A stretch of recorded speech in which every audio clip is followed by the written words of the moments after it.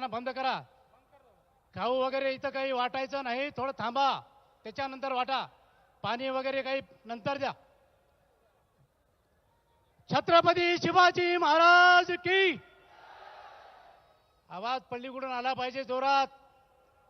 छत्रपती शिवाजी महाराज की. डॉक्टर बाबासाहेब आंबेडकरांचा. डॉक्टर बाबासाहेब आंबेडकरांचा. मित्रहो, ही भूमी फुले शाहू आंबेडकरांची भूमी आहे. ही भूमी छत्रपती शिवाजी महाराजांची भूमी आहे. ही भूमी डॉक्टर बाबासाहेब आंबेडकरांची भूमी आहे. या भूमीमध्ये तुम्ही आम्ही जन्म घेतला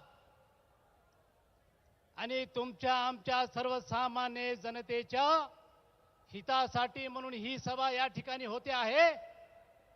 या सभेमध्ये आमचे सर्व मान्यवर या ठिकाणी उपस्थित आहेत. या सभेला संबोधन करण्यासाठी या सभेमध्ये, या जाहीर सभेमध्ये पक्ष प्रवेश सोहळा सुद्धा या ठिकाणी होतो आहे. भारत राष्ट्र समिती या पक्षामध्ये प्रवेश करण्यासाठी अनेक मान्यवर या ठिकाणी आहेत. त्यामध्ये मी पण एक आहे. मी कुठून आलो? मी भोकर विधानसभा मतदारसंघामधून या ठिकाणी आलो. आमच्या या ठिकाणचे अण्णा शंकरानाजी धोंडगे यांनी सांगितलं आम्हाला, गिशावडजी म्हणले, या राज्यामध्ये विशेषतः या नांदेड जिल्ह्यामध्ये इथल्या गोरगरीब जनतेसाठी, इथल्या महिलेसाठी, विशेषतः इथल्या शेतकऱ्यासाठी आजपर्यंत शेतकऱ्याला सुद्धा कुठला न्याय या राज्यामध्ये मिळाला नाही. या नांदेड जिल्ह्यामध्ये अनेक साखर कारखाने आहेत. मोठमोठ्या माणसाची साखर कारखाने आणि खाणे, हे दोन्ही गोष्टी या ठिकाणच्या मोठ्या व्यक्तीमध्ये आहेत. म्हणून मी आपल्या सर्वांना विनंती करतो, या ठिकाणी आपल्या या शेजारच्या राज्यामध्ये, म्हणजे शांत बसा, आपण सर्व केसीआर साहेबाची उत्सुकतेने वाट पाहतात, याची जाणीव आम्हालाही आहे. आपण सर्व शांत बसा. अरे बसून घ्या बाळो. आता थोड्याच वेळात येणार आहेत केसीआर साहेब, बसून घ्या. या ठिकाणी आपल्या सर्वांना विनंती करतो की ज्या तेलंगणा राज्याचे मुख्यमंत्री आदरणीय केसीआर साहेब, भारत राष्ट्र समितीची पक्षाचे राष्ट्रीय अध्यक्ष आदरणीय केसीआर साहेब हे या ठिकाणी आलेले आहेत. एका लोह्यामध्ये एका कार्यकर्त्याच्या घरी त्या ठिकाणी आहेत. थोड्याच वेळानंतर ते या ठिकाणी येणार आहेत. काळजी करू नका. केसीआर साहेब आपल्यासाठी या ठिकाणी आलेले आहेत. आपल्याला बोलण्यासाठी या ठिकाणी आलेले आहेत. त्यांना माहित आहे आजपर्यंत या राज्यातला, या नांदेड जिल्ह्यातला किसान वर्ग, शेतकरी वर्ग अतिशय दुःखी आहे. शेतकऱ्यांना न्याय मिळत नाही, इथल्या महिलांना न्याय मिळत नाही, इथल्या गरिबाला न्याय मिळत नाही मित्रहो. म्हणून शेजारच्या राज्यामध्ये म्हणजे तेलंगणा राज्यामध्ये ज्या वेळेस तेलंगणा राज्याची निर्मिती झाली त्यावेळेस केसीआर साहेबांनी त्या ठिकाणी वचन घेतलं, शपथ घेतली. तेलंगणा राज्यामध्ये त्या ठिकाणी पाणी मिळत नव्हतं, खायला अन्न मिळत नव्हतं, किसान अतिशय भुकेला होता, त्यांच्या धान्याला भाव मिळत नव्हता, पाणी सुद्धा मिळत नव्हतं. म्हणून ज्या दिवशी शासन सत्तेवर आलं केसीआर साहेबाचं, त्या दिवशीपासून ज्या पद्धतीनं शपथ घेतली त्याच पद्धतीनं आजपर्यंत त्यांच्या सत्तेच्या काळामध्ये काय झालं माहिती आहे आपल्याला? फार मोठा चमत्कार झाला. चमत्कार. ज्या घरी पाणी पियाचं बरोबर मिळत नव्हतं, आज एकही घर रिकामं नाही. त्या घरी पाणी त्या ठिकाणी स्वच्छ पाणी सुंदर पाणी त्या ठिकाणी मिळते. शेतकऱ्याला काय मिळते माहित आहे? आपले पाहुणे तिथं आहेत. त्या ठिकाणचे शेतकरी म्हणतात गिशेवाड तुमच्या महाराष्ट्रामध्ये शेतकऱ्याला काय मिळते? आमच्या महाराष्ट्रामध्ये शेतकऱ्याला काहीच मिळणार. आणि त्यांच्या राज्यामध्ये शेतकऱ्याला 24 तास वीज फुकट, 24 तास पाणी केव्हाही या ठिकाणी शेतीमध्ये चालू करा, कुठलेही त्या ठिकाणी वीज बिल येणार नाही. त्या ठिकाणच्या शेतकऱ्याला 80% ट्रॅक्टर ची सबसिडी त्या ठिकाणी मिळते. एवढंच नव्हे, त्या ठिकाणी पिकलं काय न पिकलं काय, पाणी पडलं काय न पडलं काय, एकरी 10,000 रुपये त्या ठिकाणी मिळतात. एकरी 10,000 रुपये त्या ठिकाणी मिळतात. केसीआर साहेबांना वाटलं माझा शेतकरी सुखी झाला पाहिजे, माझा शेतकरी सुखी झाला पाहिजे, माझ्या शेतकऱ्याची आर्थिक परिस्थिती मजबूत झाली पाहिजे, असं स्वप्न त्या ठिकाणी घेऊन केसीआर साहेब त्या ठिकाणी सत्तेवर आले. म्हणून आज त्या ठिकाणचा शेतकरी सुखी आहे, समाधानी आहे, आनंदी आहे. आणि त्याच पद्धतीनं या महाराष्ट्रातला, या राज्यातला, या नांदेड जिल्ह्यातला शेतकरी सुखी झाला पाहिजे. इथल्या शेतकऱ्याला वीज 24 तास मिळाली पाहिजे. तेही तुम्हाला सांगतो, बिल नाही, पैसे भरायचे नाही, फुकट वीज शेतकऱ्याला. तसं त्या ठिकाणी झालं पाहिजे. एवढंच नाही, ज्या ठिकाणी मुलगा जन्मते त्या ठिकाणी पैसे त्या ठिकाणी मिळतात. ज्या ठिकाणी तुम्हाला सांगतो त्या ठिकाणी व्यक्ती मरतो, मेलं तरी त्या ठिकाणी पैसे आहेत. या ठिकाणी जन्मलेल्यावर बी पैसे नाहीत, मेलेल्यावर बी पैसे नाहीत. म्हणून आपल्या सर्वांना विनंती करतो, आता सर्वांना एकच विनंती करण्यासाठी आम्ही या ठिकाणी आलोत. आणि आपणही आमच्यासोबत या ठिकाणी, या राज्यामध्ये नव्हे पूर्ण देशामध्ये या ठिकाणी केसीआर साहेबाचं शासन आलं पाहिजे, हा दृष्टिकोन समोर ठेवून ही जे जनता आहे ना, ही जनता पूर्ण राज्यामध्ये जुळली पाहिजे, देशामध्ये जुळली पाहिजे. म्हणून आपल्याला विनंती करण्यासाठी सुद्धा आम्ही या ठिकाणी आलो. आज तुम्हाला माहित आहे, आमच्या या ठिकाणी गायकवाडजी दादा असतील, चाऊस असेल, हरिभाऊ असतील, आम्ही सर्व मंडळी या ठिकाणी आहेत. आपण हे भिंगे साहेब या ठिकाणी आहेत. आमची ही टीम या ठिकाणी केसीआर साहेबाच्या माध्यमातून तुमच्या प्रश्न सोडवण्यासाठी या मैदानामध्ये उतरणार आहोत. म्हणून आपली साथ या ठिकाणी जरुरी आहे. म्हणून येत्या कुठलीही निवडणूक असो, त्या निवडणुकीमध्ये आमदारकीची असू द्या, मार्केट कमिटी असू द्या, जिल्हा परिषद असू द्या, तेलंगणा राष्ट्र समितीची नव्हे तर भारत राष्ट्र समितीचे उमेदवार निवडून आले पाहिजे, निवडून येणार, हे शपथ आपण आजपासून घेऊ. या ठिकाणी मी जास्त काय बोलत नाही. आपण सर्व या ठिकाणी आलात, आपल्या सर्वांचं स्वागत या ठिकाणी आम्ही करतो आणि थांबतो. जय हिंद, जय महाराष्ट्र. धन्यवाद देशे साहेब. मी आपणाला सर्वांना विनंती करतो, माननीय के चंद्रशेखर राव या ठिकाणी व्यासपीठावर आगमन झाल्यानंतर आपणाला काही घोषणा द्यायच्या आहेत. त्या घोषणाचे ट्रायल शाहीर गौतम पवार देतील. 10 मिनिटांमध्ये माननीय केसीआर येणार आहेत. स्टेजच्या डाव्या बाजूला जागा आहे, उजव्या बाजूला जागा आहे. आपण सर्वांनी बसून घ्या. अवघ्या 10 मिनिटाच्या आत व्यासपीठावर माननीय के चंद्रशेखरराव मुख्यमंत्री तेलंगणा यांचं आगमन होत आहे. शाहीर गौतम पवार घोषणा अशा दिल्या पाहिजे की आवाज हा महाराष्ट्राच्या सरकारच्या कानामध्ये या ठिकाणी गडगडला पाहिजे. आणि सरकार शेतकऱ्याच्या ज्या काही तेलंगणा राज्यामध्ये योजना आहेत त्या महाराष्ट्रामध्ये आता लागू केल्याशिवाय पर्याय नाही. द्या, नाहीतर चालते व्हा हा नारा या लोह्याच्या ऐतिहासिक सभेमधून आपल्याला द्यायचा आहे. शाहीर गौतम पवार. सगळ्यांनी माझ्या पाठीमाग मोठ्या आवाजामध्ये घोषणा द्यायच्या आहेत. आपकी बार. आवाज आणखीन आला नाही. आपकी बार, आपकी बार. केसीआर साहेबांचं अवघ्या 5 मिनिटांमध्ये या ठिकाणी आगमन होते आहे. दुसरी घोषणा या ठिकाणी द्यायची आहे. देश का नेता कैसा हो, केसीआर साहब जैसा हो. देश का नेता कैसा हो, देश का नेता कैसा हो, शंकरनाथ धोंडगे तुम आगे बढ़ो, शंकरनाथ धोंडगे तुम आगे बढ़ो. यानंतर डॉक्टर सुनील पाटील धोंडगे.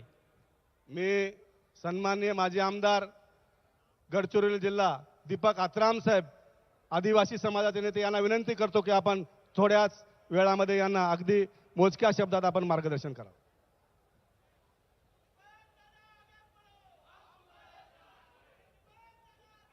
बोलण्याची संधी दिली त्याबद्दल आयोजकांचं मी या ठिकाणी आभार मानतो.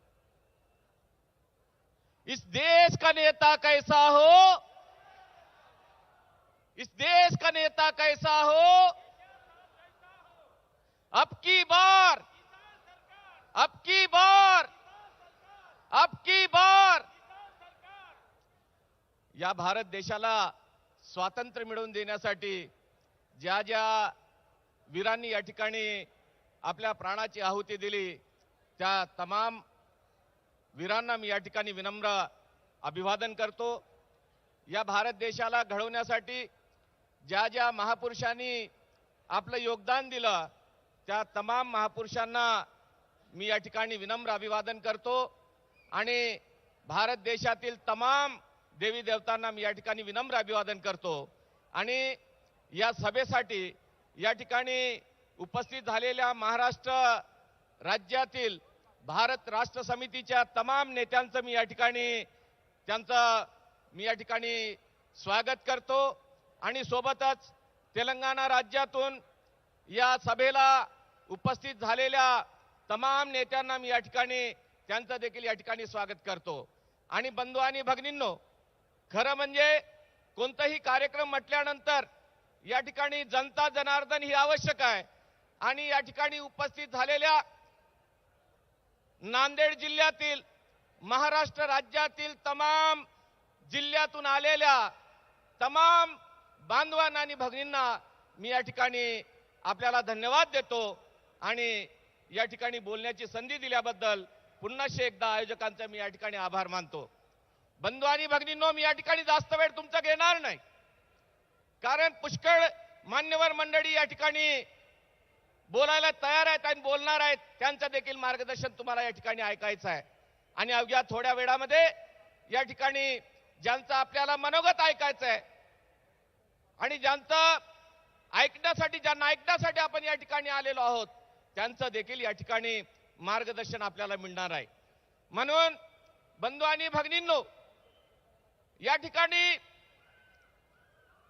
तेलंगणा राज्यामध्ये मोठ्या प्रमाणामध्ये या ठिकाणी कल्याणकारी योजना आदरणीय तेलंगणाचे मुख्यमंत्री आणि भारत राष्ट्र समितीचे राष्ट्रीय अध्यक्ष के चंद्रशेखर राव साहेब या ठिकाणी 450हून अधिक या ठिकाणी कल्याणकारी योजना तेलंगणा राज्यामध्ये राबवत आहेत. बंधू आणि भगिनींनो, मग ते शेतकरी असतील, शेतमजूर असतील, युवक असतील, महिला भगिनी असतील, तमाम लोकांसाठी आणि त्यांच्या भल्यासाठी या ठिकाणी मोठ्या प्रमाणामध्ये चांगल्या योजना राबवल्या जात आहेत.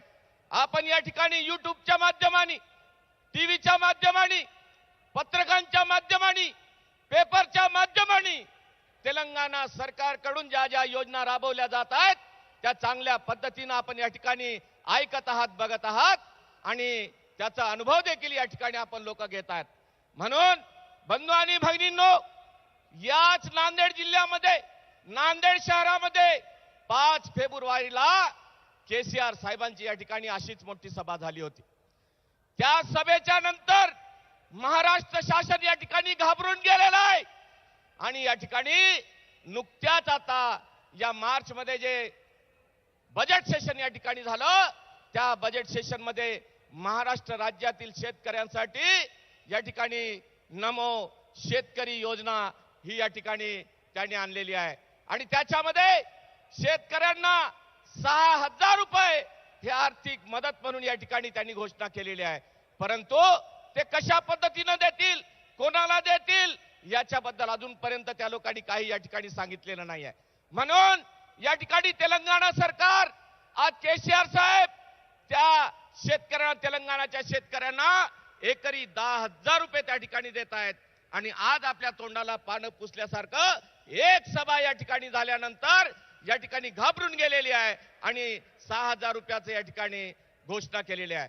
समजा जर एक सभा या ठिकाणी झाल्यानंतर समजा जर महाराष्ट्र शासन या ठिकाणी घाबरत असेल तर या ठिकाणी आपण सगळेजण एक होऊन समजा भारत राष्ट्र समितीच्या नेत्यांना या ठिकाणी आपण निवडून आणला आणि सोबतच आपण या महाराष्ट्रामध्ये तेलंगणामध्ये आपण केसीआर साहेबांना न ठेवता आपण देश पातळीवर समजा जर केसीआर साहेबांना जर आपण निवडून पाठवलो तर मोठ्या प्रमाणामध्ये ज्या ज्या योजना तेलंगणामध्ये सुरू आहेत त्या सगळ्या योजना आपल्या महाराष्ट्रामध्येच नाही तमाम देशामध्ये या ठिकाणी झाल्याशिवाय राहणार नाही.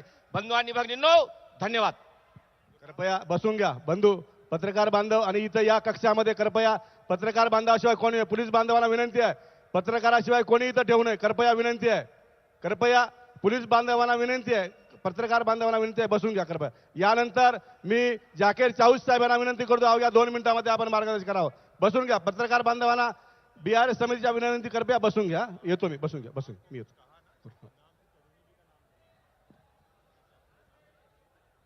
या ठिकाणी जमलेल्या या लाखोच्या जनसमुदायाला विनंती करतो की अवघ्या 5 मिनिटाच्या आत केसीआर साहेब येणार आहेत. तत्पूर्वी आपल्याला काही घोषणा द्यायच्या आहेत. आपल्याला सर्वांना विनंती आहे, छत्रपती शिवाजी महाराजांचं, छत्रपती शिवाजी महाराजांचं, डॉक्टर बाबासाहेब आंबेडकरांचं. या ठिकाणी मित्र मी काही घोषणा देणार आहे, ते आपण आपल्या माग एकच म्हणायचं. मी एकदा म्हणतो, देशाला एक संघ बनवणारे नेते आपण दोनदा म्हणायचं. केसीआर केसीआर आपण म्हणायचं. देशाला एक संघ बनवणारे नेते अजून जोरानं, देशाला एक संघ बनवणारे नेते.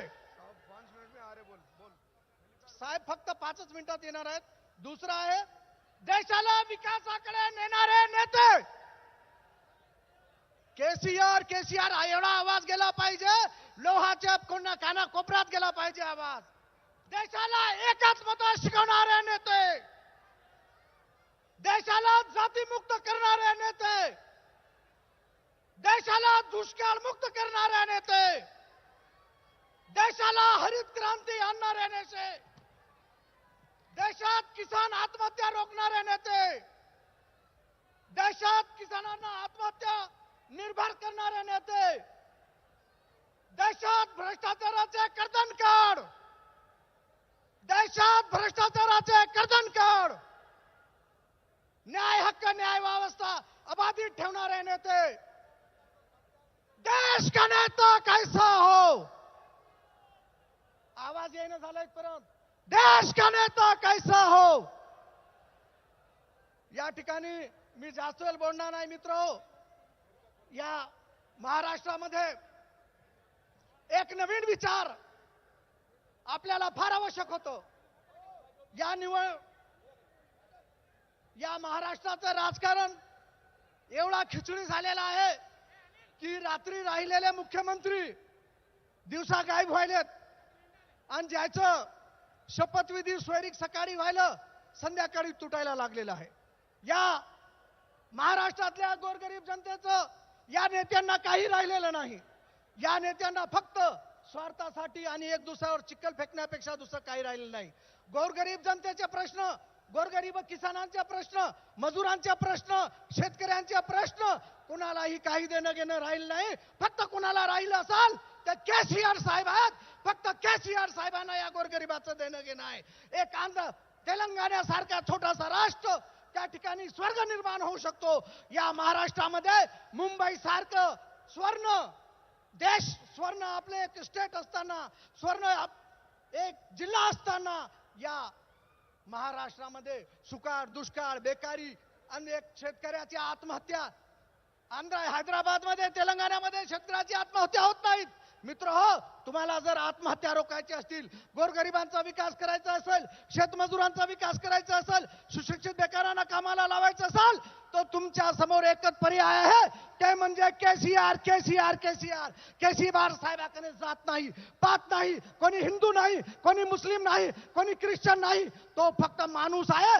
माणूस म्हणून माणसाचा विकास केला पाहिजे, एकच त्यांचं ध्येय आहे. म्हणून सर्वांना विनंती करतो, आजच्या नंतर या महाराष्ट्रामध्ये केसीआर सरकार आणूत, केसीआर सरकार आणूत एवढी विनंती करतो. आणि एकदा आपल्याला घोषणा देण्यासाठी सांगतो, अबकी बार, जोरानं जर आवाज आला पाहिजे, अबकी बार. जय हिंद. धन्यवाद जाकीर चाऊस साहेब. अवघ्या 5 मिनिटाच्या आत माननीय केसीआर साहेब यांचं या व्यासपीठावर आगमन होणार आहे. तेव्हा स्टेजच्या डाव्या बाजूला जागा रिकामी आहे, उजव्या बाजूला रिकामी आहे. समोर कंपार्टमेंट खुला आहे, या समोरच्या साईडला पाठीमागून या. आणि सर्व पत्रकार बांधवांना विनंती करतो, आमच्याकडून काही त्रास झाला असेल तर कृपया आम्ही माफी मागतो. कार्यकर्त्यांना विनंती आहे, पत्रकार कक्षामध्ये कृपया कोणी विनाकारण येऊ नका. यानंतर माजी खासदार बंजारा समाजाचे नेते माननीय हरिभाऊ राठोड यांना विनंती करतो, आपण या सभेला संबोधित करावं. धन्यवाद. या.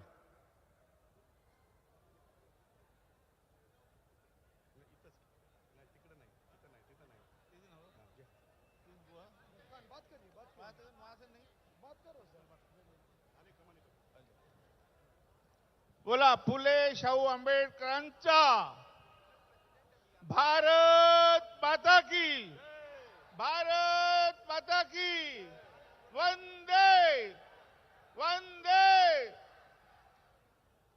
खरं म्हणजे केसीआर साहेब आल्यानंतरच मी भाषण करणार होतो. मी आता त्यांना फोन केला, तो बोले राठौड़ जी आप चालू कीजिए, मैं देख रहा हूं, आपको सबको देख रहा हूं.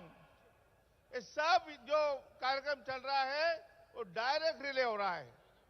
आणि म्हणून या ठिकाणी आदरणीय केसीआर साहेबांना नतमस्तक होऊन, आपल्या या जनता जनार्दनांना नतमस्तक होऊन, या स्टेजवर बसलेले अनेक नेतेगण, पत्रकार मित्र हो, बंधू भगिनींनो, एक सगळ्यात सुरुवातीला मी एक शेर म्हणणार होतो केसीआर साहेबांसाठी. आता ते नाहीये तरी मी म्हणतोय कि कदम कदम पे तारे उतर आएंगे, कदम कदम पे तारे उतर आएंगे. केसीआर साहेब, आपके नसीब में सितारे उतर आएंगे. सहारा बनकर निकलो घर से इन बेसहारों का, आपके लिए फरिश्ते उतर आएंगे. आज एक करिश्मा घेऊन आलेली व्यक्ती, आज शेतकऱ्यांचा मशिया आपल्या देशामध्ये अवतरलेला आहे. आणि म्हणून भविष्यामध्ये हा पक्ष हा पक्ष शेतकऱ्यांचा पक्ष म्हणून उभा राहणार आहे. देशात शेतकऱ्याचा हितैषी कोणी पक्ष नाही आहे, हा एकमेव पक्ष आहे. परवा माझा भाऊ बोलला, लहान भाऊ, दादा तुम्ही काय नुसते पक्ष बदलवताय आणि या पक्षात काय.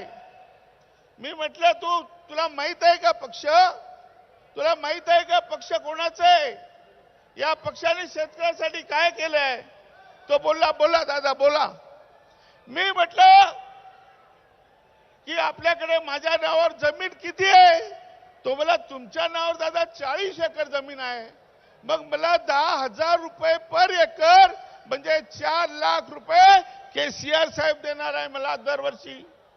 मला 5 वर्षात किती देणार आहे, मला 20 लाख मिळतील. मी काय झक मारायला लोकांना मतदान करणार आहे का. कोणाला मतदान करणार तुम्ही, केसीआरला मतदान करणार आहे. कारण पेरणीच्या वेळेस तुम्हाला 10 लाख रुपये केसीआर साहेब देणार आहे. त्यानंतर काही मृत्यू झाला तर 5 लाख रुपये देणार आहे. मुलगी कोणाचीही असो, कुठल्याही समाजाची असो, 1,16,000 रुपये त्यांना अनुदान देणार आहे. अशा अनेक गोष्टी आहे. 24 तास वीज कोण देतोय महाराष्ट्रात, आहे का वीज तुम्हाला, बोला आहे का, वीज पाहिजे का. मग केसीआर सरकार आणायचं का, आणायच हो म्हणा. मग हात वरती करा, सगळ्यांना हात वरती करा. केसीआर सरकार आणायचं आहे, सगळ्यांना आणायचं आहे. शेतकऱ्यांसाठी आणायचं आहे, शेतमजुरांसाठी आणायचं आहे, गोरगरिबासाठी आणायचं आहे. आणि म्हणून मी परत एक शेअर म्हणणार आहे साहेब. आपल्याला एक गोष्ट आणखी द्यायची आहे. जय जवान जय किसान. जय जवान जय जवान. जय केसीआर जय बीआरएस. जय केसीआर जय बीआरएस. भारत राष्ट्र समितीचा विजय असो. 1 मिनिट. हवेली झोपड़ी सबका मुकद्दर फूट जाएगा अगर ये साथ हिंदू मुस्लिम का छूट जाएगा. अकबर भाई सुनो, दुआ कीजिए कि हम ये प्यार के रिश्ते कायम रहे. ये रिश्ते टूट जाएंगे तो भारत टूट जाएगा. भारत तोडायला निघालाय लोक. आणि भारत एक संघ राखायचा असेल तर केसीआरचं नेतृत्व या देशात उभं झालं पाहिजे. 2024 मध्ये केसीआर या देशाचे पंतप्रधान बनले पाहिजे. आणि म्हणून एकच गोष्ट एकच हा जो कलर आहे ना, हा केसुलाचा कलर आहे. आमच्या गोरमाटीमध्ये सेवाभाईंनी म्हटलं होतं, मी सगळ्यांना केसुला सारखा मोरवून टाकील, म्हणजे बहरून टाकील. आज हा रंग जो केसुला म्हणजे पळसाचं झाड, त्याला या महिन्यात फूल येतं. तसं या महाराष्ट्रात बघा चित्र बघा. या महाराष्ट्रात एवढ्या उन्हाळ्यामध्ये हे चित्र उभं राहिलेलं आहे. महाराष्ट्र सुद्धा असाच सुफलाम करतील केसुला साहेब. म्हणून एक वेळ आपण त्यांची गोष्ट करू. आदरणीय केसीआर साहेब आगे बढ़ो. आवाज द्या. आदरणीय केसीआर साहेब आगे बढ़ो. धन्यवाद.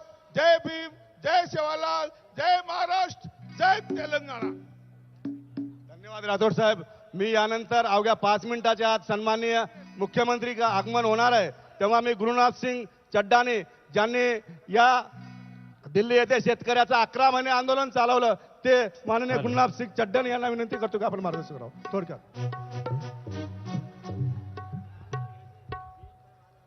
आज देश की हालत पर विचार करने के लिए शिवाजी महाराज की धरती पर बैठे सभी हमारे सम्मानित मंच, सामने बैठे हमारे सभी भाइयों, बुजुर्गों, बच्चों, हमारी मातृशक्ति, हमारे मीडिया वाले भाई, साथियों, आज विचार करने की जरूरत है कि जिस देश को हम सोने की चिड़िया कहा करते थे, जिस देश को हम भारत महान कहा करते थे, उस देश के अंदर आज 22 करोड़ लोग रात को भूखे सोते हैं. उस देश के अंदर आज 33 किसान प्रतिदिन कर्जे से दब के आर्थिक तंगी के कारण आत्महत्या करते हैं. उस भारत महान के अंदर आज 45% बच्चे कुपोषित हैं, जिनको मां बाप पूरी खुराक नहीं दे पाते. देश गरीब नहीं है. इसी देश के अंदर पिछले मोदी जी के राज में करीब 15 लाख करोड़ रुपया पूंजीपतियों का माफ किया जा चुका है, बट्टे खाते में डाला जा चुका है, जबकि एक भी पूंजीपति ने कर्जे में सुसाइड नहीं किया, आत्महत्या नहीं की. आज देश की हालत इसलिए खराब है, आम जनमानस की हालत, किसानों की, मजदूरों की खास तौर पे हालत इसलिए खराब है कि यहां जो बजट है उसमें किसे खेती का हिस्सा, उसमें मजदूरों का हिस्सा, किसानों का हिस्सा, उसमें बिल्कुल नाम मात्र है, बहुत कम है. केंद्र के बजट में जब देश आजाद हुआ, पहली पंचवर्षीय योजना में 14% बजट खर्च था खेती के ऊपर. आज केंद्र सरकार 1% बजट भी खेती पे खर्च नहीं कर रही है. इसलिए खेती महंगी हुई. और आपकी अगर फसलों की तुलना करें तो फसलों की तुलना आपकी बाजार के भाव उसके मेल नहीं खाती। बाजार के भाव ज्यादा है, जो आप खरीदते हो वो महंगा है, जो आप बेचते हो वो सस्ता है। लेकिन इसी देश के अंदर तेलंगाना प्रदेश ऐसा है जहां पे एक भी किसान ने सुसाइड नहीं किया जिस दिन से माननीय केसीआर जी की सरकार आई है। एक भी किसान ने सुसाइड नहीं किया। तेलंगाना के अंदर 10,000 रुपए पर एकड़ किसान को दिया जाता है, तो महाराष्ट्र में 10,000 दिया जा सकता। जब तेलंगाना में जा सकता है, जरूर दिया जा सकता है, लेकिन हॅलो जरूरत है सर्व कि अच्छा राज स्थापित करने। खाली बसून घ्या तो सर्व केसीआर साहब आगे हैं। आप सबका जो है बहुत धन्यवाद। जितनी संख्या में सबका धन्यवाद। Thank you. सर्व शेतकरी भावांना कळवण्यात येते की सर्वांनी अगोदर खाली बसून घ्या. भावांनो, टाळ्याच्या गडगडामध्ये आपण आदरणीय केसीआर साहेब यांचं आपल्याला स्वागत करायचं आहे आणि आता आपल्याला घोषणा द्यायच्या आहेत.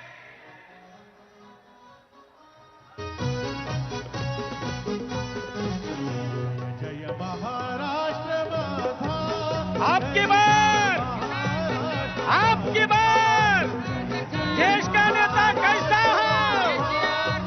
शंकरनाथ धोंडगे साहब तुम आगे बढ़ो. आपकी बार, देश का नेता कैसा हो? शंकरनाथ धोंडगे साहब तुम आगे बढ़ो.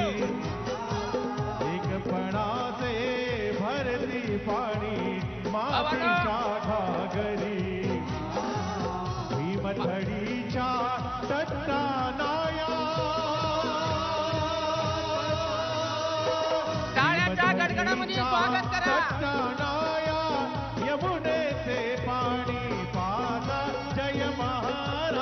पवित्र अशा लोहा नगरीमध्ये आदरणीय केसीआर साहेब यांचं आगमन झालेले भावांनो आणि महाराष्ट्र गीताने त्यांचं स्वागत करण्यात येत आहे.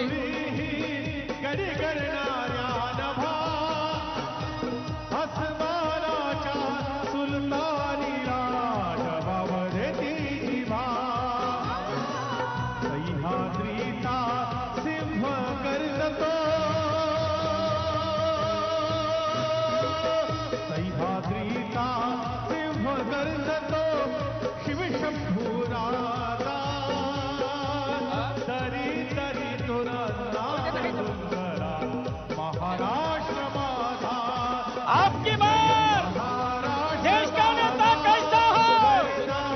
शंकरनाथ धोंडगे साहब तुम आगे बढ़ो.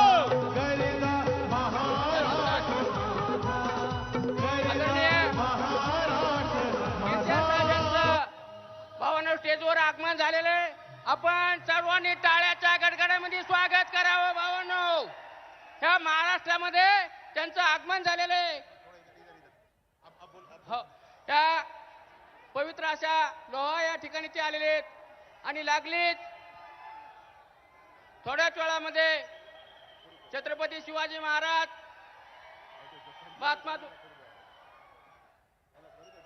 महात्मा ज्योतिबा फुले यांच्या प्रतिमेचं सर्वात पहिल्यांदा पूजन करण्यात येणार आहे. 5 प्रमुख पाहुण्यांनी त्या पूजनासाठी त्यांच्या सोबत जायचंय.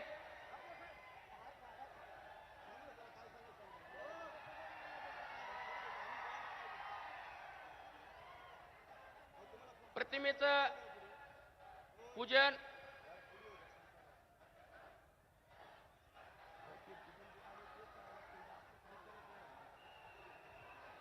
प्रतिमा पूजन भावांना होत आहे. सर्वांना टाळ्या वाजवून स्वागत करावं. छत्रपती शिवाजी महाराज की जय भवानी. छत्रपती शिवाजी महाराज की. डॉक्टर बाबासाहेब आंबेडकरांचा, डॉक्टर बाबासाहेब आंबेडकरांचा, महात्मा फुलेंचा, छत्रपती शिवाजी महाराज की जय भवानी. धन्यवाद भावांनो. या पवित्र अशा लोहा नगरीमध्ये तेलंगणाचे मुख्यमंत्री आदरणीय के चंद्रशेखर राव यांचं आगमन झालेले, ज्या तेलंगणा राज्यामध्ये विविध आता यानंतर आता शंकरांना धोंडगे हे आपणाला संबोधित करतील. भावनो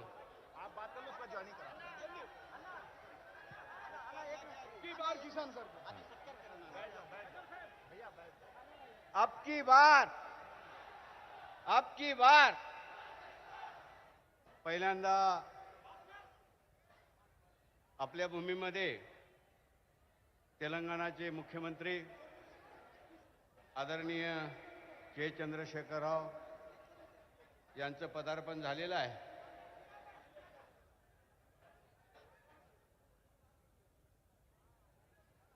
खरं तर ही भूमी ही चळवळीची भूमी आहे.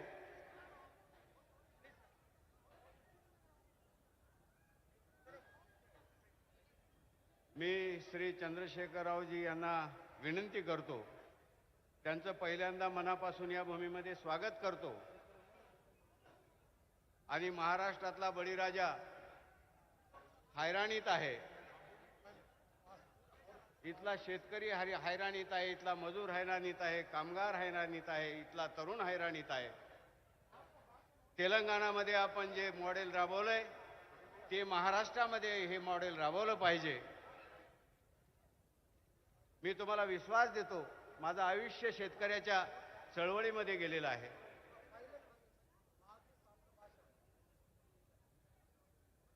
केसीआर साहेब या देशाचे प्रधानमंत्री व्हावेत ही आमच्या सगळ्या बळीराजाची इच्छा आहे. हम किसान देश की शान जीने से बेजार है, दिल्ली के उस लाल किले के हम भी तो हकदार है. चला आमच्या संग, तुम्हाला आमचं सगळं माहित आहे. बदल घडवून दाखवू. मी तुम्हाला विनंती करतो, आपण एवढ्या आज लग्न तारीख आहे, एवढ्या सगळ्या उन्हाताणात लाखोच्या संख्येने इथं गोळा झालात. मी धन्य धन्य झालो. माझ्यावर तुमचं प्रेम. मी आमच्या जीवन रेड्डी साहेबाला सांगितलं होतं, मी निवडणुकीत हारलो असेल पण माझ्या आयुष्यामध्ये मैदानात कधी हारलो नाही. बस केसीआर साहेबाचं स्वागत करतो आणि तुम्हाला शुभेच्छा देतो आणि थांबतो. बहुत बहुत धन्यवाद शंकर अन्ना जी, किसानों के नेता, महाराष्ट्र की आवाज, नांदेड़ की आवाज, बहुत बहुत आपका धन्यवाद. मैं महाराष्ट्र की सबकी तरफ से आदरणीय सीएम साहब, बीआरएस पार्टी के राष्ट्रीय अध्यक्ष और तेलंगाना के मुख्यमंत्री, यशस्वी मुख्यमंत्री, किसानों के नेता हम सबके बीच में हैं. बोलिए जय केसीआर. अब की बार बहुत वक्त ना गवाते हुए मैं सीधे उस कार्यक्रम पर चलता हूं. जो लोग, तमाम लोग पार्टी ज्वाइन करने वाले यहां पर हमारे बीच में स्टेज पर हैं. मैं सर्वप्रथम शंकर अन्ना ढोंडगे जी, जो एक्स एमएलए रह चुके हैं, किसान नेता हैं, आपके लोहा से आते हैं, आपके नेता हैं, आपकी लड़ाई लड़ते हैं. मैं चाहता हूं कि सीएम साहब उनको खंडवा डालकर पार्टी में उनका स्वागत कर रहे हैं. सब लोग जोरदार तालियों से उनका अभिनंदन स्वागत करिए. दूसरे हमारे बीच में दलितों के बड़े नेता सुरेश दादा गायकवाड़ जी हैं. एक्स एमएलए कंटेस्टेंट रह चुके हैं पुराने, और पूरे महाराष्ट्र की आवाज है, दलितों की आवाज है, वंचितों की आवाज है. हमारे बीच में नागनाथ घिसेवाड़ जी हैं, लगातार पूरे नांदेड़ की एक आवाज है, एक पहचान है, एमएलए कंटेस्टेंट रह चुके हैं, बहुत बड़े नेता. हम उनका स्वागत अभिनंदन करते हैं. हमारे बीच में हर्षवर्धन जाधव जी हैं, एक्स एमएलए हैं, मराठा आंदोलन में आपकी सक्रिय भूमिका थी, संभाजी नगर से आते हैं, आपका स्वागत है, अभिनंदन है.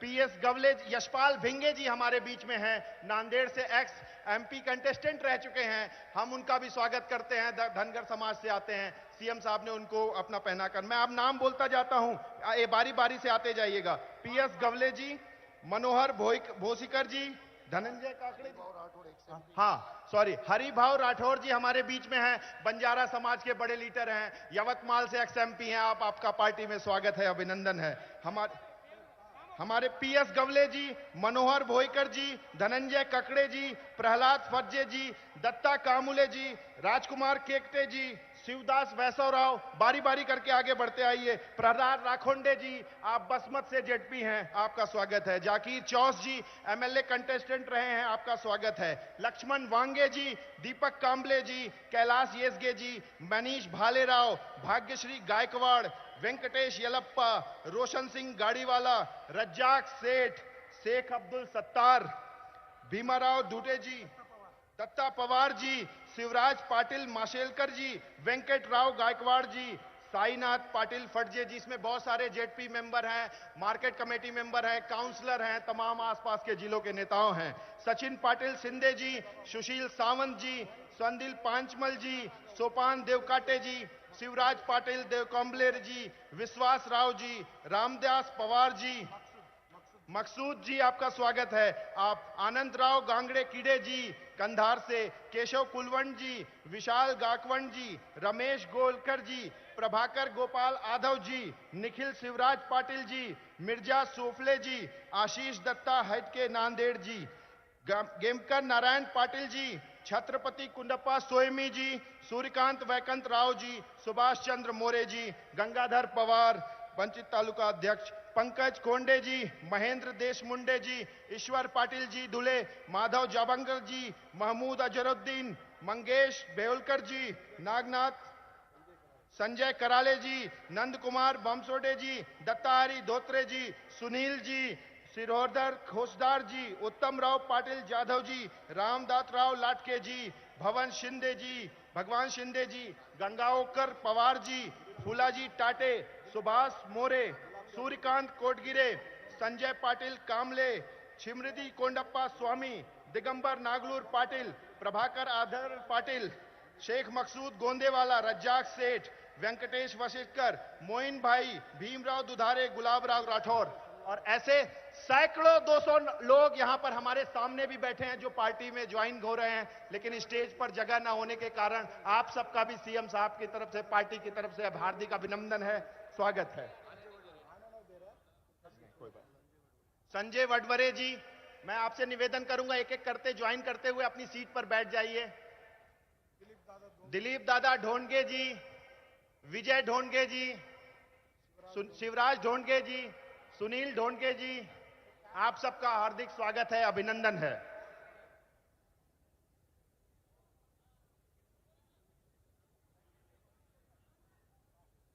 मेरे साथ नारा लगाइएगा, अब की बार। हाँ, दीपक जी के साथ यवतमाल और आसपास के जिले के लोग हैं, वो नाम पुकारेंगे। चंद्रपूर जिल्ह्यातील काही मान्यवर मंडळी भारत राष्ट्र समिती पक्षामध्ये या ठिकाणी प्रवेश करणार आहेत। ॲडव्होकेट संतोषजी कुडमेते,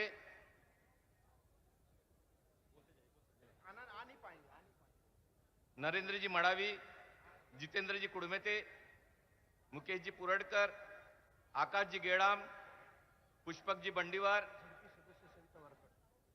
झेडपी सदस्य सविताजी वरकडे, संतोषजी करमरकर, बालूजी कुडमेते, योगेशजी मडावी, आनंदराव अंगलवार, संदीपजी मडावी, शैलेशजी सिडाम, सतीशजी कन्नमवार, सतीशजी गेडाम मेश्राम, मयूरजी कांबळे, सदाशिव मडावी, शंकरजी आत्राम। गोंदिया जिल्ह्यातील काही मान्यवर मंडळी भारत राष्ट्र समितीमध्ये या ठिकाणी प्रवेश करत आहेत।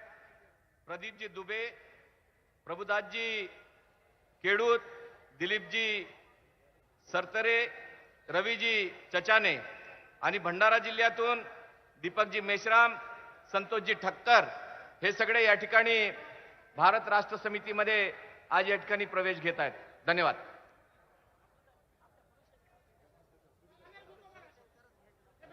आप सबका स्वागत है, अभिनंदन है, अपनी अपनी जगहों पर बैठ जाएं।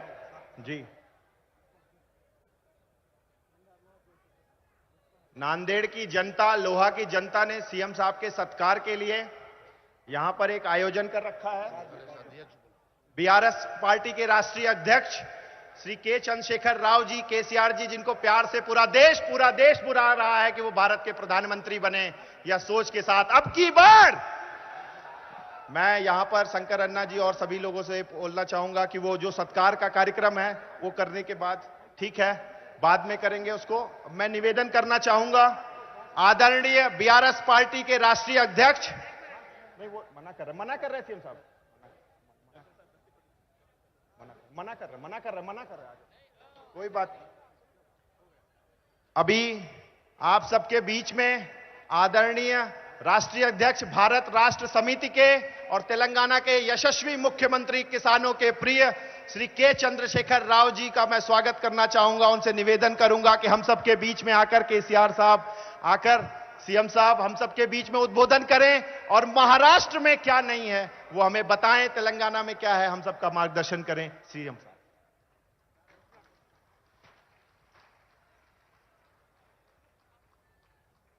जय बीआरएस। अब की बार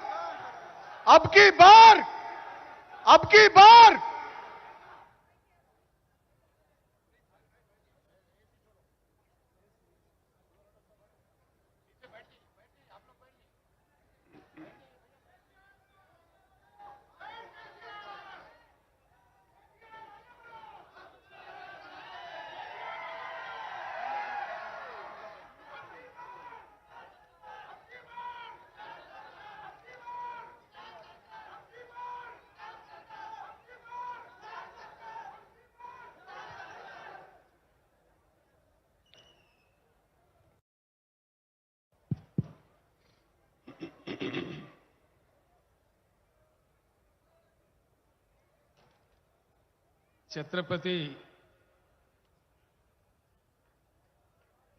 शिवाजी महाराज के इस पावन धरती को, मराठा भूमि को मैं प्रणाम करता हूं।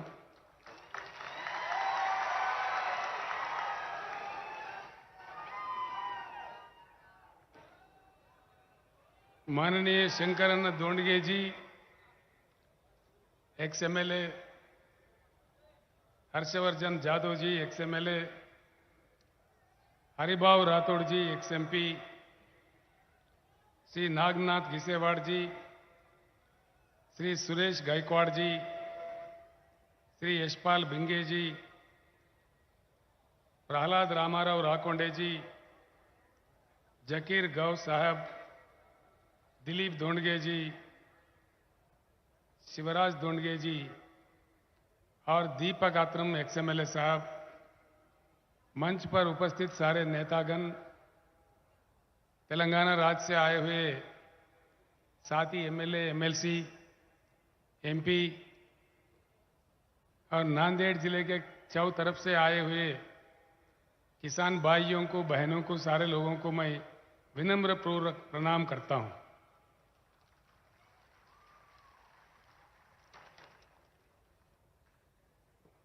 कल परसों कुछ लोग मेरे पास पश्चिम महाराष्ट्र से आए थे। वो मुझसे लड़ रहे थे कि बार बार नांदेड़ जा रहे हो, क्या शोलापुर नहीं आना है? मैं बोला भाई जरूर आएंगे, लेकिन नांदेड़ में जो प्यार ज्यादा मिल रहा है इसलिए मुझे वहां खींच के लेकर जा रहा है। ये जो आपका प्रेम है, मुझे कुछ ही समय में दोबारा यहां आना पड़ा है। अच्छी बात है। इस सभा में आने वाले लोगों को रोकने के लिए गांव में दावतें दिए जा रहे हैं, बकरे भी कट रहे हैं। ये बात मेरे से ज्यादा आप अच्छा जानते हैं। और अभी मुझे खबर मिला है कि नांदेड़ चौराहे के पास लोगों को यहां नहीं आने देने के लिए डाइवर्ट करके बाजू किए जा रहा है। ऐसे काम बहुत देखने को मिलते हैं। लेकिन एक बड़ी किसानों की तूफान अगर आ जाए, ये सारे चीज हमको नहीं रोक पाएंगे।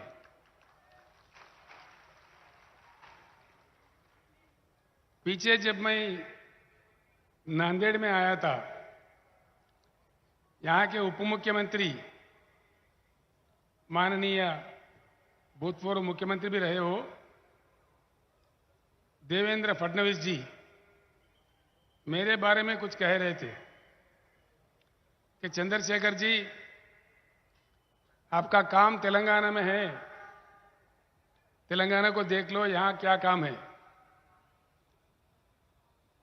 मैं भारत का नागरिक हूं, भारत के हर एक राज्य में मेरा काम है। दूसरा बात यह है, मैं साफ बताए देता हूं कि तेलंगाना का जो मॉडल है, किसानों को निवेश के लिए हर एकड़ में 10,000 रुपए देना चाहिए। नंबर 2, किसानों को 24 घंटा उच्च गुणवत्ता वाला मुफ्त में बिजली देना चाहिए। तीसरा, किसानों को जो प्रकल्प से यानी प्रोजेक्ट से पानी दिया जाता है, जिस प्रकार से तेलंगाना में फ्री में देते हैं मुफ्त में, प्रकल्प का पानी भी फ्री देना चाहिए। तीसरा, चौथा, किसान का जिस किसी तरह भी दुर्भाग्यपूर्ण अगर देहांत हो जाए तो 5 लाख रुपए का बीमा दिलवाना चाहिए। पांचवा, किसानों का जो पैदावारी है, सारा का सारा पैदावारी जिस प्रकार से तेलंगाना राज्य में 7,000 केंद्र खोल के, खरीदारी केंद्र खोल के सरकार ही एक एक दाना खरीदता है, उस प्रकार से महाराष्ट्र में भी किसानों का पूरा पैदावारी खरीदना चाहिए। देवेंद्र फडणवीस जी, आप ये काम कर दो, इसका आश्वासन दे दो, मैं महाराष्ट्र में आऊंगा, आना बंद कर दूंगा। मुझे अगर रोकना है महाराष्ट्र में आने से तो इसका अमल करो, मेरा काम खत्म हो गया। अगर जब तक नहीं करोगे तब तक जबरदस्त आता रहूंगा। आप ये वादा पूरा करो, मैं नहीं आऊंगा। जब तक ये नहीं करूंगे, नहीं करेंगे, तब तक हम जरूर आते रहेंगे और लोगों के साथ मिलके, किसानों के साथ मिलके, किसानों के हक के लिए जरूर लड़ाई जारी रखेंगे। इसके साथ एक और बात भी है, हमारे दलित वर्ग, हमारे आदिवासी वर्ग भी सदियों से परेशान है, ये हम सारे जानते हैं। उनको कैसे उनके हालात पे छोड़ेंगे, कब तक छोड़ेंगे, कितने और सदी उनको पीड़ा उठाना पड़े, ये देश के लिए, नागरिक समाज में अच्छी बात नहीं है। इसी को सोच के हमने तेलंगाना राज्य में एक बहुत जबरदस्त स्कीम, दलित बंधु नाम का स्कीम लाए हैं। हर घर को, हर दलित परिवार को 10 लाख रुपए देते हैं, जो वापस नहीं देने होते हैं, और उनका इच्छापूर्वक जो काम वो कर सकते करें। इसका कोई बैंक लिंकेज भी नहीं है। देवेंद्र फडणवीस जी, ये अंबेडकर, भारत रत्न अंबेडकर जैसा एक डायमंड पैदा हुआ भूमि है महाराष्ट्र। अगर यहां दलित बंधु आप लागू करो, मेरे अपना महाराष्ट्र का दौरा बंद करूंगा, और जब तक नहीं करोगे तब तक बिल्कुल आऊंगा और लड़ते रहूंगा। बस ये शब्द यही मैं यही खत्म करता हूं, और ये देवेंद्र फडणवीस के ऊपर छोड़ देता हूं, उनके विज्ञता पे छोड़ देता हूं। वो क्या करने वाले हैं, क्या नहीं करने वाले हैं, आगे चल के हम देखते हैं। भाइयों, यहां समझने की बात है, कोई लंबा चौड़ा भाषण भी मैं नहीं बोलूंगा। धूप भी कड़ी है, बहुत देर से मेरे इंतजार कर रहे हैं, मैं जानता हूं। लोग बाहर भी बहुत है, अभी गांव में, शहर में भी। मैं सिर्फ 2-4 बातें आपको समझाने आया हूं। 75 साल हो गए देश को आजाद हुए, भाषण बहुत सुने, पार्टियां बहुत बने, मुख्यमंत्री कहीं बने, प्रधानमंत्री भी कहीं बने, आमदार खासदार तो कितने हम बनाए, बेहिसाब बनाए। चुनाव आया, अब वाला जीत गया, कोई नया जीत गया, अब वाला हार गया, तो चेहरा बदलता है, पार्टियां बदलते हैं। लेकिन हमारा हालत नहीं बदलता। मेरा आपसे प्रार्थना है, पिछली बार भी मैंने कहा था नांदेड़ में, मेरे बात यहीं सुन के यहीं छोड़ के मत जाइए। खास तौर पर जो बुद्धिजीवी है, जो पढ़े लिखे लोग हैं, जो मेरे युवा भाई है, जो मेरे युवा बहनें हैं, माएँ हैं, मैं आपसे प्रार्थना करता हूं, मेरे बातों को जरूर याद रखें और अपने गांव या बस्ती में जाने के बाद अपने साथियों के साथ, अपने गांव वालों के साथ जरूर चर्चा करें कि सच कितना है, झूठ कितना है। चर्चा करके आप खुद फैसला ले लें। देखिए, इस देश में 75 साल का आजादी के समय में देश के किसने की हुकूमत चलाया? किसका हुकूमत चला? सिर्फ 2 पार्टियां देश पर राज करें। 75 साल में 5 साल के लिए 2-4 प्रधानमंत्री बने, वो वीपी सिंह है, चरण सिंह है, मोरारजी देसाई थे, इधर से देवेगौड़ा जी थे, बस यही लोग थे। बाकी 70 साल, गौर करें इस बात पे, 70 साल किसी ने हुकूमत किया हिंदुस्तान पे तो सिर्फ 2 ही पार्टियां हैं। 56 साल कांग्रेस पार्टी और 54 साल कांग्रेस पार्टी, 54 इयर्स, और 16 साल लगातार भाजपा। कांग्रेस ने रूल किया और बाद में अब भाजपा रूल कर रही है। कुछ फर्क देखा है आपने? कुछ फर्क देखने को मिला? कुछ महसूस हुआ फर्क? क्या फर्क पड़ा? उन पार्टियों के लिए फर्क पड़ा होगा, पार्टियों के नेता के लिए फर्क पड़ा होगा, किसी के कांग्रेस का मंत्री पद जाके इनको भाजपा वाले को मंत्री मिला होगा, लेकिन जनता को क्या मिला, किसान को क्या मिला? किसान का हालत क्यों नहीं बदला? दया करके सोचिए। मैं राजनीति नहीं बोल रहा हूं, ये राजनीति आखिरी में बोलूंगा, लेकिन अब जो बात मैं कह रहा हूं कि ये सच है झूठ है, दिल पे हाथ रख के सोचिए। दोनों पार्टियों में कोई फर्क दिखा, कोई अंतर दिखा? कोई फर्क नहीं है। फिर इसको हराओ, उसको जिताओ, इसको जिताओ, उसको हराओ, इसमें क्या मजा है? पहचानने की बात कहां है? चाबी किधर है? चाबी कहां है? हमारे हाथ में। देखते हैं कितना ताकत है।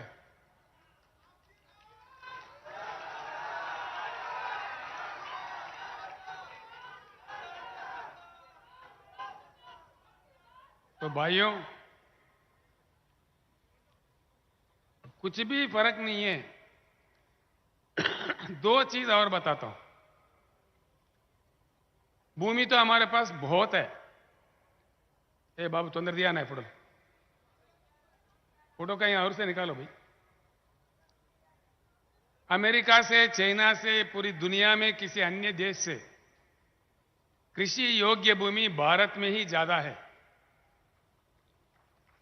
भारत का पूरी जमीन को अगर नाप ले, हमारा भूमि है 83 करोड़ एकड़, जिसमें सीधे ही 41 करोड़ एकड़ कृषि योग्य भूमि है।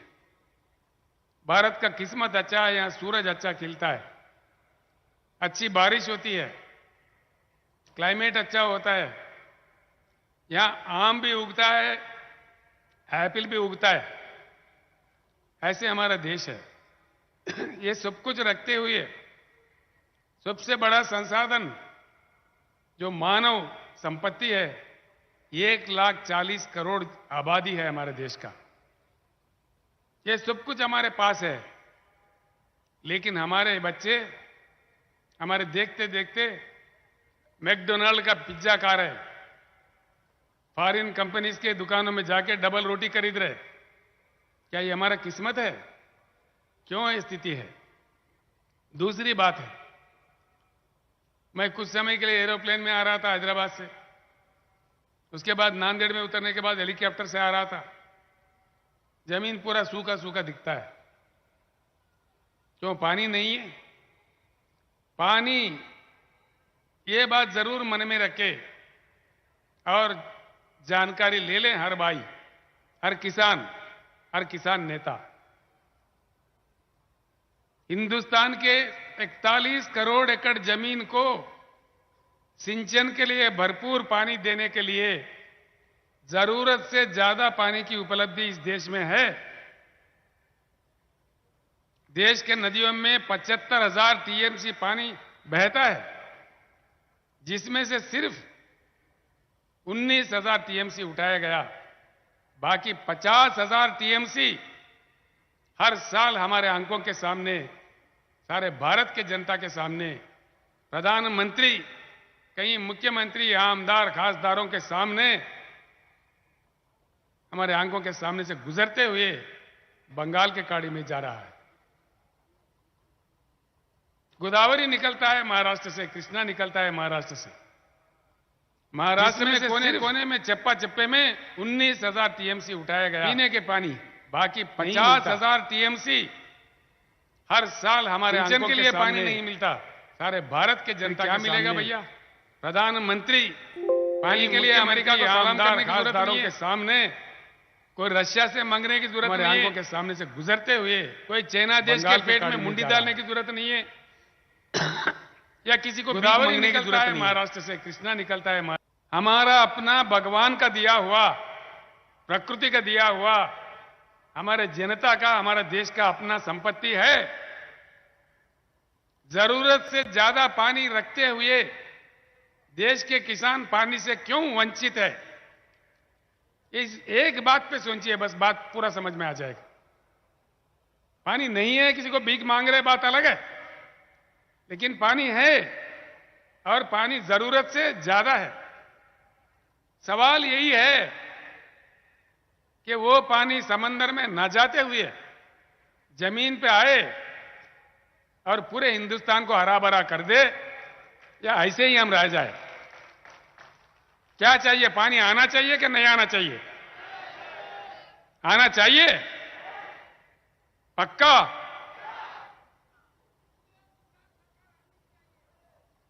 एक बात है। दूसरी बात है, पानी नहीं दे रहे, भाषण दे रहे। भाषण सुनो तो माइक पड़ जाएंगे, सुन सुन के चक्कर आके पड़ जाएंगे हम लोग।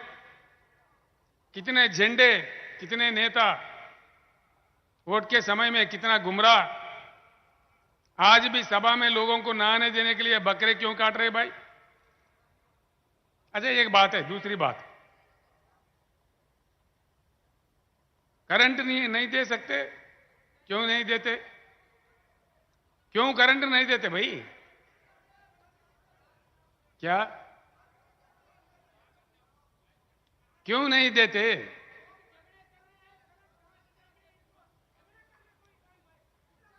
ऐसा है,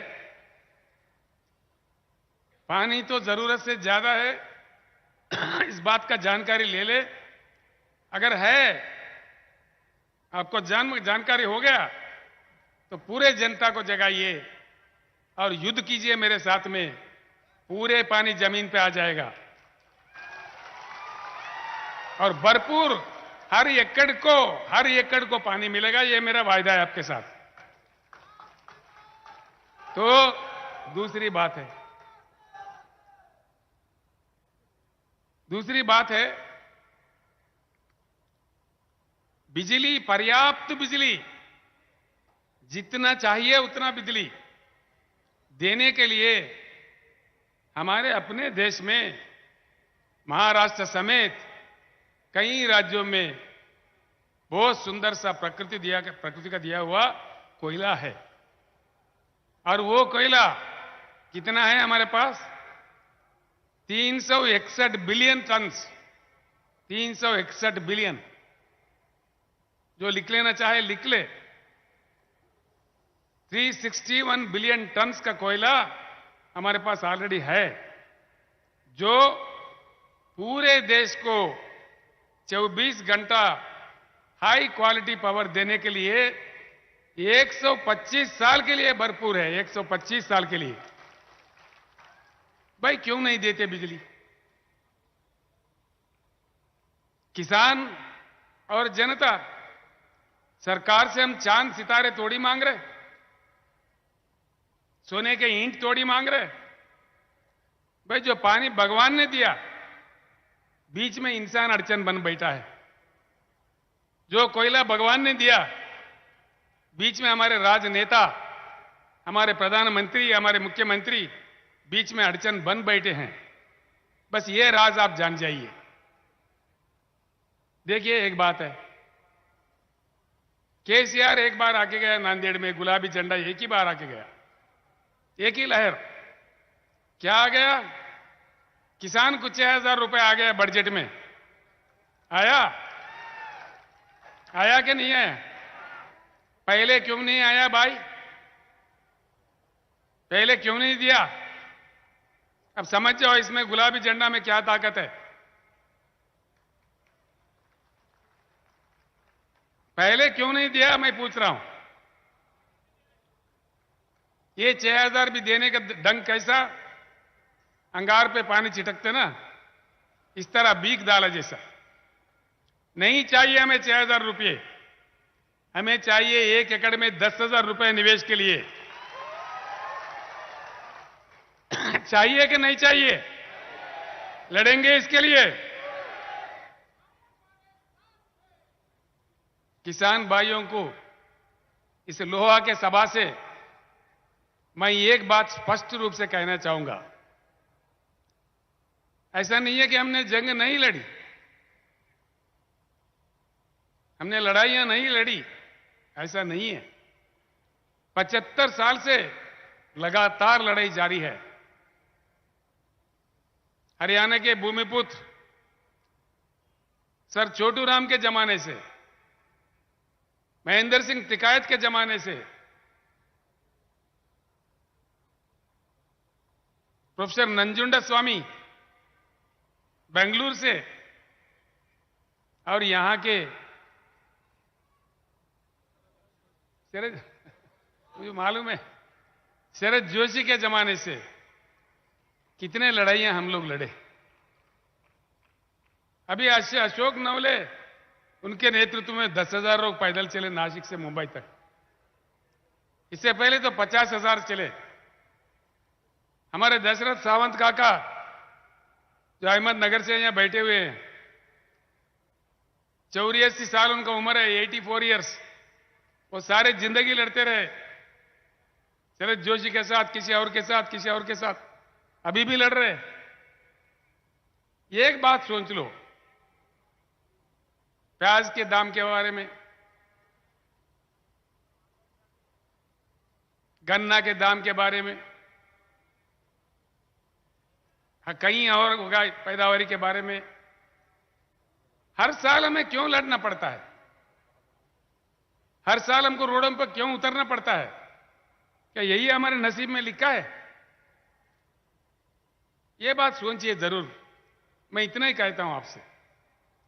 दूसरा एक बात कहता हूं, अगर हम लोगों को ही, किसानों के लिए ही लड़ना पड़ता है, तो रोडों पे उतरना पड़ता है, भूख हड़ताल करना पड़ता है, तो फिर हमारे आमदार कहां गए, जिनको हमारे प्रतिनिधि चुन के हमने भेजा है असेंबली में, पार्लियामेंट में? वो कहां सो रहे हैं इतने साल से? गुवाहाटी भाग रहे। बस कौन किधर भाग रहे मुझे उससे वास्ता नहीं है, ये आप लोगों का आवाज है। मेरा एक ही विनती है, अब कब तक लड़ेंगे? जिंदगी तमाम लड़ते रहेंगे? सारे जिंदगी लड़ाई के लिए पैदा हुए हम लोग। देखिए लड़ाई कहां तक लड़े, ये नहीं है कि किसान नहीं लड़े। अभी हम सबके सामने वहां बैठे हैं हमारे भारत राष्ट्र समिति के राष्ट्रीय किसान मंच के अध्यक्ष गुरनाम सिंह चडोनी जी। उनके ऊपर 100 केस करे, वो हरियाणा से, कुरुक्षेत्र से 100 केस बनाए उनके ऊपर। 13 महीने लगातार किसानों ने धरना दिया, और उस धरने के समय में 750 किसानों ने अपने प्राण त्याग दिया। ऐसा नहीं है कि हम नहीं लड़े। हुआ क्या, नतीजा क्या मिला? आप ये बात दिल पे लेके सोचिए दया करके। ये कोई आम राजनीति का सभा नहीं है, एक चिंतन शिविर है मेरे हिसाब से। हर एक बात मेरा दिल में रखिए। जो आग मेरे दिल में है वो अगर आपके दिल में आ जाए तो काम बन जाएगा। जिस दर्द से मैं कह रहा हूं उस दर्द अगर आप लोगों के दिल में पैदा हो तो बन जाएगा काम। मैं यही चाहता हूं कि हमारे किसान का भलाई हो। बिल्कुल 750 किसानों का मृत्यु हुआ, कम से कम देश के प्रधानमंत्री एक शब्द नहीं बोले। लेकिन जब चुनाव आता है, उत्तर प्रदेश में, पंजाब में चुनाव आया तो मीठी मीठी बातें बोल के किसानों से माफी मांग लिया। हम तो पागल है, माफी मांग लिया तो बस खत्म हो गए, खुश हो गए, फिर वोट दे दिए झूठी कहानियां सुन के। फिर क्या हुआ वायदा? कुछ हुआ? उसका नतीजा कुछ निकला? कुछ नहीं निकलेगा। ऐसे ही जब कभी अब आंदोलन पर उतर आते हैं, जब कभी हम इकट्ठे होने लगते हैं, जब कभी हमारे ताकत दिखने लगते हैं, बस अंगार पे पानी छिटके जैसा कोई माफी मांगता है, कोई 6000 का भीख देने का प्रयास करता है, कोई और ड्रामा करता है। क्यों भाई? 6000 क्यों? 10,000 क्यों नहीं देते? क्या नहीं लेना चाहिए? आज मैं ये बात कर रहा हूं, क्यों देते, क्यों लेना चाहिए? बस ये बात दिल में रख लो किसान भाइयों और मजदूर भाइयों और मेरे दलित भाइयों। कोई किसी से भीख मांगने की जरूरत नहीं है। इसीलिए मैंने नारा दिया है बहुत सोच समझ के, अब के बार किसान सरकार। भाई वोट किसी और को क्यों दो और भिखारी बन के दरखास्त लेके क्यों घूमो उसके पीछे? हम खुद बन जाएंगे आमदार, हम खुद बन जाएंगे खासदार। क्यों नहीं बनाएंगे? क्या ताकत नहीं है हम में? नहीं है? नहीं सुनने आ रहा मुझे। हम में वो ताकत है? अगर ताकत है तो हम खुद बन जाएंगे। क्यों दूसरों को जिताओ और उनके पास खासा लेके फिरो? बस ये चाबी है। इस एक बात को जब हम समझे, सारी बातें सामने आ जाएंगी। मैं एक ही मंत्र देता हूं, इस देश में जब तक हम अलग अलग रहेंगे, जाति के नाम पर, धर्म के नाम पर हम बटे रहेंगे, तब तक हम ऐसे ही रहेंगे। हमारे किसान आत्महत्या करते ही रहेंगे। मेरा विनती आपसे एक ही है, जब आप इकट्ठे हो जाओ तो देखो कैसा आप 6000 आ गया, उसके बाप भागते भागते अपने गलियों में आ जाएगा। मैं आपको एक मंत्र देता हूं, किसान के एकता ही एकजुट होना ही इसका मंत्र है। तो कब तक, कहां तक हम एकजुट हो पाते हैं, इसमें हमारा नतीजा मिलता है। इसका नतीजा यहीं से मिलेगा। मैं आपसे एक ही बात, सरकार हमारी तरफ क्यों नहीं पलट के देखते 75 साल के बाद? मतलब क्या है? हमको इजी ले रहे हैं। भाई किसान बेचारा कहां जाएगा? या तुमको देगा या मुझे देगा, या भाजपा को देगा या कांग्रेस को देगा, या रीजनल पार्टी एक दो है तो या उनको देगा तो या इनको देगा। कहां जाएगा? या वोट नहीं डालेंगे क्या? ये उनका सोच है। तो इसलिए हमारे बातों को कोई दिल पे नहीं लेता। मेरा आपसे प्रार्थना है, भरपूर पानी अगर हर खेत में, हर एकड़ में चाहिए, भरपूर करंट हमारे किसान को फ्री में चाहिए, तो एक झलक दिखाइए, एक ही झलक, एक झलक। ये मैं आज इस लोहा के सभा से ऐलान करता हूं, अभी मैंने बीआरएस पार्टी का रजिस्ट्रेशन भी करवाया महाराष्ट्र के लोकल बॉडी चुनाव में। आगामी पंचायत राज इलेक्शन में हर जिला परिषद में गुलाबी झंडा खड़ा हो जाएगा। पूरे जिला परिषद का मुकाबला करेंगे। आप गांव गांव में अपना ताकत दिखाइए। कौन कौन भाग के नहीं आता मैं देखता हूं। केंद्र सरकार आ जाएगा, राज्य सरकार आ जाएगा। एक बात सोच लो, यहां बैठा है मेरे भाई बापूराव कदम जी, ये 3-4 साल से संघर्ष कर रहा है। और हमारे गणेश कदम जो युवा नेता है धर्माबाद से, वो लोग कई सालों से ये लोग कर रहे काम। इन लोगों ने क्या किया, धर्माबाद में 80 गांव के सरपंच बैठ के रेजोल्यूशन पास कर दिए कि भाई तेलंगाना का मॉडल हमारे पास इंप्लीमेंट करो या तो हमारे को तेलंगाना में मिला दो। इन्होंने ऐसा बात किया। तब जाके सरकार ने हुकूमत दिया कि भाई तटवर्ती जितने भी बॉर्डर के जितने भी सरपंच है नांदेड़ में जल्दी बुलाओ, मीटिंग करो। भाई बॉर्डर के सरपंच क्यों भाई? परभनी वालों को बुलाओ, औरंगाबाद वालों को बुलाओ, ओनली बॉर्डर वालों को क्यों बुला रहे? विदर्भ से बुलाओ, पश्चिम महाराष्ट्र से बुलाओ, सभी बुलाओ। न्याय करना है तो सभी के साथ करना है ना। तो इसीलिए मैं कहता हूं, गवर्नमेंट में घबराहट पैदा करना है, गवर्नमेंट को हमारे तरफ पलट के देखने के लिए मजबूर करना है, तो आगामी पंचायती राज चुनाव में अपना ताकत दिखाइए, एक झलक दिखाइए, क्या क्या नहीं आता, क्या क्या वाक्य नहीं आता, क्या क्या योजना नहीं बनता। आप खुद देख लेना आजमा के मेरे बात को। मैं एक बात बताता हूं भाइयों, तेलंगाना 8 साल 9 साल पहले यहां से भी बुरा हाल में था। हर दिन मेरे आंखों से पानी निकलता था। एक एक दिन 5 किसान 4 किसान आत्महत्या कर रहे थे। हम रोज रो पड़ते थे। आखिरकार एक बार मैंने इनको निवेदन किया, भैया मरना मत, कुछ समय के लिए बचे रहो, मैं करंट ठीक कर रहा हूं, मैं पानी लाऊंगा आपको दूंगा बोल के समझा के उनको रो रो के हमको बोलते थे उनको। आज भरपूर पानी मिला, करंट मिला, निवेश मिल रहा है, सब कुछ मिल रहा है, तो किसान खुश हो गया। जो राज्य तेलंगाना महाराष्ट्र से भी बुरा हाल में था आज सुधर गया है। तेलंगाना अगर सुधर सकता है तो इतना शक्तिशाली राज्य महाराष्ट्र क्यों नहीं सुधर सकता? ये सवाल आप सोच लीजिए। इसको सुधारने के लिए कहीं 10 साल 15 साल नहीं लगेंगे। महाराष्ट्र में तो और आसान है। तेलंगाना से आर्थिक शक्ति भी महाराष्ट्र में ज्यादा है, बढ़िया संपत्ति है यहां पे, जल्द से जल्द हमारा काम बन सकता है। तो इन बातें जो मैं कह रहा हूं मन लगा के सुनिए। अन्य बातें भी है, कई बातें हैं, हमने आंदोलन भी किए हैं, सब कुछ भी किए हैं। तो एक बात ये भी सोचने वाली बात है, आज देश आगे चल रहा है कि पीछे चल रहा है? नांदेड़ में मैं प्लेन उतरा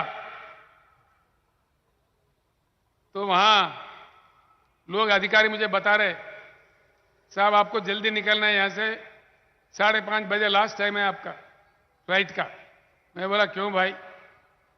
नांदेड़ एयरपोर्ट को बंद किया जा रहा है। 24 घंटा चलने वाला एयरपोर्ट को अब दिन का एयरपोर्ट बना दिए, क्लोज कर दे रहे। मौजूदा एयरपोर्ट अगर बंद किया जा रहा है तो देश आगे भाग रहा है कि पीछे खींच रहा है? पीछे जा रहा है, क्योंकि ये तमाशा चल रहा है। और एक बड़ी बात, फसल बीमा योजना कभी किसी को मिलता क्या? पैसा हमारा जाता है बैंक को, लेकिन हमको वापस कुछ नहीं मिलता। फसल बीमा योजना, ये भी कितना बड़ा मजाक है। ऐसे कई मजाक मतलब हमारे साथ हो रहा है।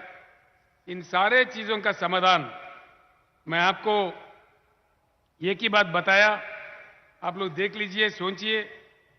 कुछ अन्य बातें भी हैं किसानों के अलावा। काफी लोग, मेरा एक ही प्रार्थना है, एक ही मंत्र है कि जातिवाद धर्मवाद छोड़ दीजिए, किसानवाद होना चाहिए। अगर हम किसान हो, किसानवाद पे एक समय के लिए, बस एक समय के लिए इकट्ठा हो जाइए, सारे समाधान उसी में से निकल आ जाएंगे। इतना गर्म धूप में आप लोग मुझे सुनने के लिए इतना दूर आए, मैं आप सब लोगों का आभारी हूं। काफी लोग आज पार्टी में शामिल भी हुए। महाराष्ट्र के 4 तरफ से मेरे पास कई डिमांड्स आ रहे हैं। आप चंद्रपुर में आ जाइए, आप सोलापुर में आइए, आप पश्चिम महाराष्ट्र में आइए, हर जगह आइए, ऐसे डिमांड्स आ रहे हैं। तो महाराष्ट्र में जल्दी से मेरे ख्याल से क्रांति आ जाएगा। ये क्रांति का भूमि है। यहाँ भारत के वीर पुत्र छत्रपति महाराज का ये जन्म स्थान है और यहाँ शिव महाराज जो रिफॉर्मर है उनका ये भूमि है। ज्योतिबा फूले सावित्रीबाई का जन्म धरती ये भूमि है। ऐसे पवित्र भूमि है और भारत का संविधान रचने वाले बाबा साहब अंबेडकर का पैदा हुआ एक पवित्र भूमि है। इस भूमि में क्रांति की कमी नहीं है। मैं एक ही बात आप लोगों से निवेदन करता हूं, आखिर में एक ही बात मैं बोलना चाहूंगा आप लोगों से भाइयों। आज 75 साल के बाद हमारे अनुभव बताता है जो पार्टी आया हमारे साथ इंसाफ नहीं हुआ। ना ही पीने को पानी मिलता है, ना सिंचन के लिए पानी मिलता है। आखिर हमारा आत्महत्या पे भी इनको फिक्र नहीं है। वो लोग हमको लाइट ले रहे, हमारा मजाक उड़ा रहे। अगर हमको सीरियसली वो लोग ले ले तो एक झलक बताइए, वरना हम खुद आगे चल के किसान सरकार बना के हमारे सारे समस्याओं का समाधान निकाल सकते हैं। इसीलिए मैं आपसे फिर एक बार विनम्र पूर्वक विनती करता हूं, मैंने जो शब्द आपको बताए, मैं लंबा चौड़ा नहीं बोलते हुए आपको गुमराह भी नहीं करना चाहता। जो बात मैंने बताया है आपके गांव जाके जरूर सोचिए। आखिरी में मैं एक शब्द और कहूंगा, जब सारे बातें संभव तेलंगाना में है, महाराष्ट्र में क्यों नहीं है? महाराष्ट्र में धन की कमी नहीं है, महाराष्ट्र में सिर्फ मन की कमी है। इस मन को अगर हमारी तरफ खींच रहा है तो हमारा एकत्रित होना, एकजुट होना ही एक ही काम है। कुछ ही समय में गांव गांव में बीआरएस के नेता लोग आएंगे, मेंबरशिप बनेगा, बीआरएस के कमिटियां बनाएंगे। मैं आप सभी लोगों से निवेदन करता हूं, ये किसान का पार्टी है, किसान का झंडा है। हर गांव में इसको ताकतवर बनाइए, वो आपका ताकत बनेगा, आपके लिए लड़ता रहेगा। आपको शुभकामनाएं देते हुए हमारे पूर्ण विजय प्राप्त हो, हमारे आत्महत्याएं बंद हो, भरपूर पानी सिंचन के लिए आए और हमें पूरी सहूलतें मिले, भरपूर फ्री बिजली हमारे को मिले, ये मैं चाहता हूं और भगवान से पूरी प्रार्थना करते हुए मैं आपसे अपने भाषण समाप्त करता हूं। जय तेलंगाना, जय महाराष्ट्र, जय भारत। अब की बार ठंडा पड़ गए, गर्म ज्यादा बोलिए, अब की बार, अब की बार। धन्यवाद।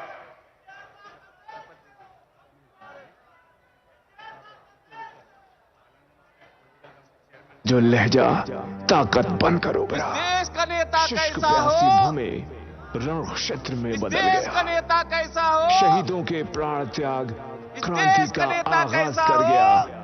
4 करोड़ मनों की मांग तेरी आवाज बनकर गूंज उठी। अधिष्ठान के पक्षपात से खून जब तेरा खौला, संकल्प से स्वेच्छा लाकर तो गांधी हमारा बन गया। नन्हे कदम चलते तेलंगाना को देश का पहला स्थान दिलाने वाले केसीआर, तुझको हमारा सलाम।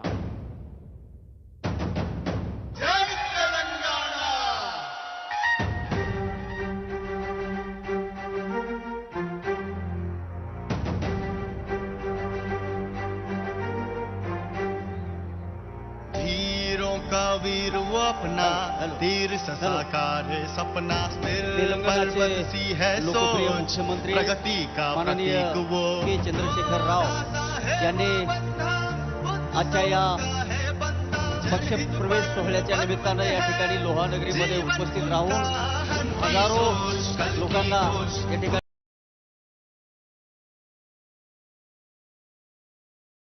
अपने भाषण समाप्त करता हूं। जय तेलंगाना, जय महाराष्ट्र, जय भारत। अब की बार ठंडा पड़ गए, गर्म ज्यादा बोलिए, अब की बार, अब की बार। धन्यवाद।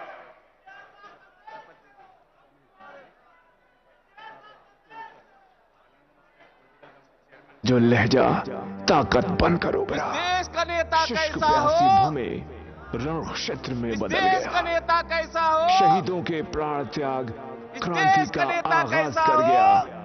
4 करोड़ मनों की मांग तेरी आवाज बनकर गूंज उठी। अधिष्ठान के पक्षपात से खून जब तेरा खौला, संकल्प से स्वेच्छा लाकर तो गांधी हमारा बन गया। नन्हे कदम चलते तेलंगाना को देश का पहला स्थान दिलाने वाले केसीआर, तुझको हमारा सलाम।